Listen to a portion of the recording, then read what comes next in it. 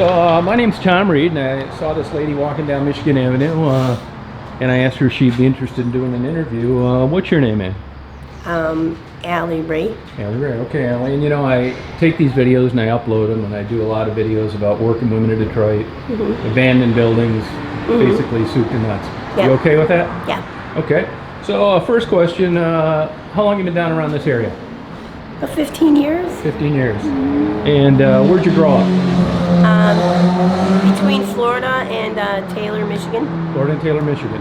And what type jobs have you had in the past? Most corporate. Corporate jobs? And when's the last time you had a corporate job? About 15 years ago. 15 years ago, okay. And how long have you been down around this area in southwest Detroit? 15 years. Right in this area? Yes. Right here. up and down Michigan Avenue? Yes. Okay. And do you have any substance abuse problems?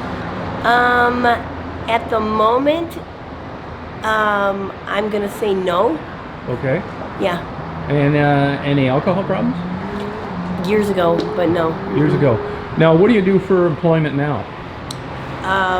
Right now, I am really not doing anything but like panhandling and begging for change and. Okay. Are you working the street here at all on Michigan Avenue? Sometimes, depending on what's going on. Yeah. And that's just panhandling, or other stuff as well? Just various things, like you can run around for people and you can do all kinds of stuff. Gotcha. Do you know many of the other working women around here? Yes. I know them all. Do you know Rebecca? Yes. Okay. I've interviewed Rebecca before.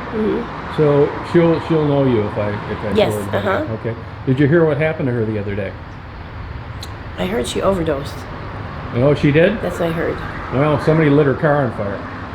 Oh, Becky. Yeah. Yes, they did. Yeah, I know. Yep, I heard that. Okay. And I don't know if they're going to do anything about it, but I ran into her last night, and I guess she's feeling a little bit down, Yeah, she is. Yeah. And let's see, there was another girl that I knew here. And the short hair. Kay. Did you know Kay? She was from downriver, down around New Boston. No. Didn't know her at all, huh? No. Okay. You know Scrapper John? Yeah. Okay. So you have been around here a while. Oh yeah. Okay. Now, have you ever done any of the kind of work that Rebecca does? Here and there. Here and there. And did you ever get nailed for it? And what's the procedure on that? They just they changed it. At first, it was they would pick you up and take you to the 4th precinct, give you a ticket, let you go. Then they changed it to picking you up, taking you to 4th precinct, giving you a ticket, then taking you to DCC, then taking you to Wayne County Jail. Okay. And then usually you get like an early jail release because it's just tickets. Oh, okay. Now, when that happened to you, was it like undercover? Yeah. Is it kind of like a guy like me just pulled over and said, "Hey, how you doing?" Just pulled up and said, "Hey, what's going on? Are you working?" I don't know. Yeah. Yeah. Are there any magic words to get out of it? In other words, do they have to approach you? The only magic words is, what are you talking about? I don't understand what you mean working. Yeah, I work. What do you need? What do you want me to? Do you want me to go somewhere for you? You need some money? What do you? Yeah. Do they have it down pretty good stupid. to when they approach you, they got you, or do you think sometimes you dodged a bullet by giving them the wrong answer they were looking for? You can dodge the bullet. Even if you ask them if they work with the police, they can say no. And if you tell them, if you have them touch you or something, they do it and get away with it. They do it and get away with it? Yep. Well, now, would you say cops sometimes in stings like that, they're untruthful? You think, Yes. You think they fudge the truth? Yeah, because the guy said, the guy you were going to go off with, he fucks chickens for a living. I said, your coworker fucks chickens for a living? Yeah, I gotcha. That kind of stuff, huh? Yeah. Oh, okay. Now, you live in the area, and probably a lot of people know you. How do the businesses treat you when you're working down here and they know what you're up to? They really care or not? The only thing they care about is they just don't want you disrespecting their front of their store or anything, So they got a problem with that, huh? Yeah. They just don't want you like soliciting or that kind of thing? Right. Okay, good. And would you say the average customer, describe him? Average customer between the age of 40 to 65, I'd say. Married, bored, not a whole lot of time. Okay. You know? Yeah. Just want to get something going and get going. Okay. Do you have regulars? I have people that I only associate with. I wouldn't call them regulars, but Okay. I don't get in strangers' cars. You don't? No. Okay. You ever had any close calls where you felt your life was in danger? One. And what happened there? Just absolutely out of the blue, came out of nowhere. I started getting choked to like they wanted the life out of me. Wow. And you got away, obviously. I got out of it, yeah. I got out of it because he was drunk, so he was falling a little bit and stuff. Yeah. Real sloppy. If you call the cops and somebody tried to, get aggressive with you like that, would they respond? I didn't think that they would, but Rebecca had gotten raped, and somebody had called and said that she had gotten raped over by her car. Police showed up the next day or something like that. Oh, really? And guns drawn, they wanted hands in the air, and yeah. Nice. That's nice to know they follow up like that. Mm-hmm. Now, you been married? Yes. Divorced? Yes. Any kids? Yes. Are they in the area? No. Okay. Now, do the kids know what you do? Yes. And what's the deal with that? It's just something that after a while the edges get worn off, and that's just the way it is, right? How does that work? No, it was never information that I put in their ear. Their father did that and did it just disgustingly, disrespectfully. Took information that was none of their business, put it in their head, made it 10 times worse than it was, made up stories, and took it all the way back to our marriage, and never happened. I never had any issues with substances or anything until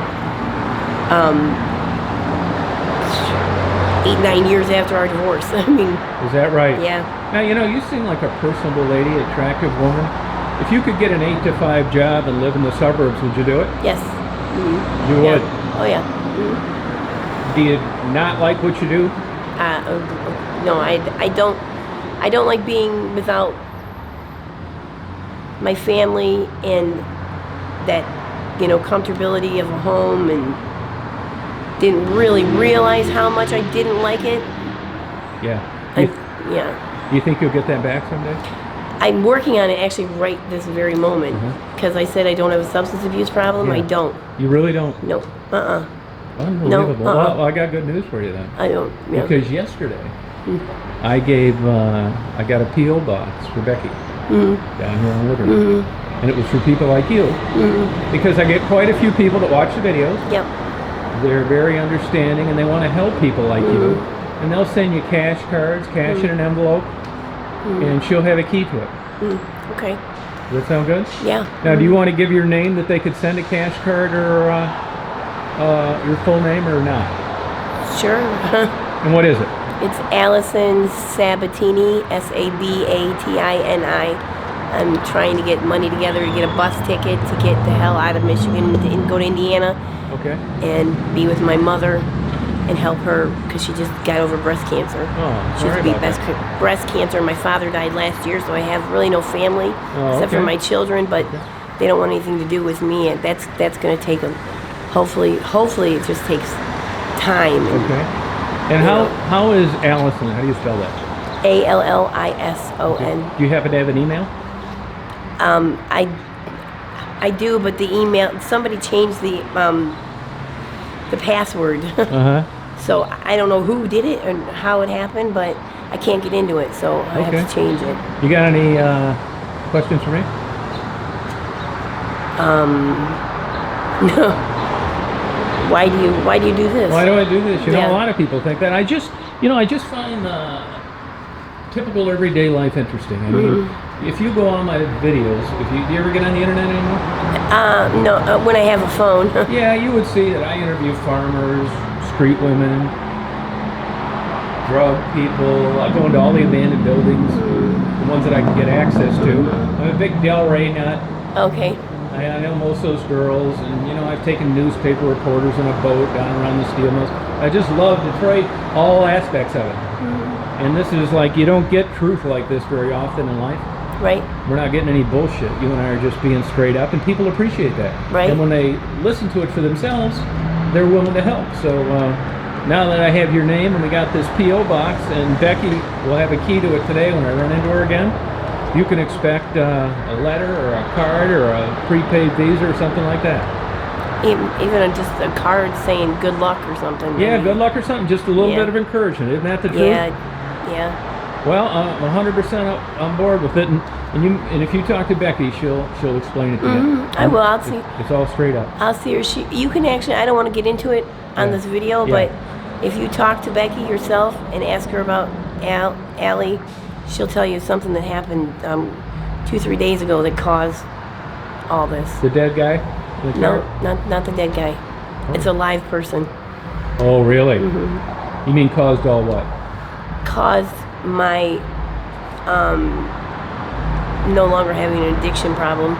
Oh, really? Yeah. So is it a good story? Yeah. Well, it's bad story that turned good. So. Bad story that turned good. Okay, good. Yeah. Well, hey, this is one of the more pleasurable conversations I've had. You're a nice lady. Thank you. And we'll be talking again in the future, and thank you very much. Thank you.